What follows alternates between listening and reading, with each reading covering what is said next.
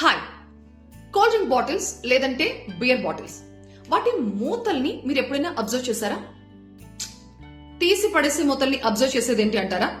Next time తీసి పడేసే ముందు ఒక్కసారి చూడండి. ఆ క్యాప్ కి మొత్తం 21 రిడ్జెస్ ఉంటాయి. అదేంటి 21?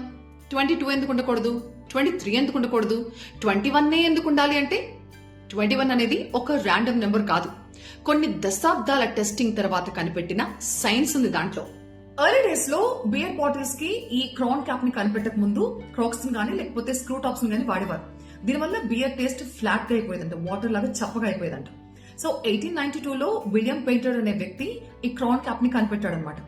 ఒక మెటల్ క్యాప్ ఉండి దానికి 21 రిడ్జెస్ ఉండి రబ్బర్ సీల్ ఉంటుంది. ఇది బాటిల్ సీల్ ని టైట్ గా ఉంచి ఎలాంటి వాతావరణంలో అయినా కూడా లోపల ఉన్న డ్రింక్ ని ఫ్రెష్ గా ఉంచిందంట. 24 రిడ్జెస్ కూడా ట్రై చేశారంట. అలా చేసినప్పుడు బాటిల్ క్యాప్ చాలా టైట్ అయిపోయి బాటిల్స్ పగిలిపోయాయంట. 22, 23 కూడా ట్రై చేశారు. అలా చేసిన క్రమంలో ఒక్కొక్కసారి లీక్ అవ్వడం, ఇంకొన్ని సందర్భాల్లో డ్రింక్ పాడవడం జరిగిందంట.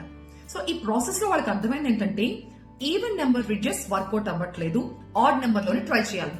అలా 21 ట్రై చేసినప్పుడు పర్ఫెక్ట్ గా సెట్ అయిందంట. ఈ 21 రిడ్జెస్ ప్రెషర్ ని ఈక్వల్ గా స్ప్రెడ్ చేసి సీల్ టైట్ గా ఉండి ఓపెన్ చేయడానికి కూడా సేఫ్ గా ఉంది. సో అప్పటి నుంచి ఈ 21 రిడ్జెస్ అనేది ప్రపంచవ్యాప్తంగా ఒక గోల్డ్ స్టాండర్డ్ అయిపోయింది.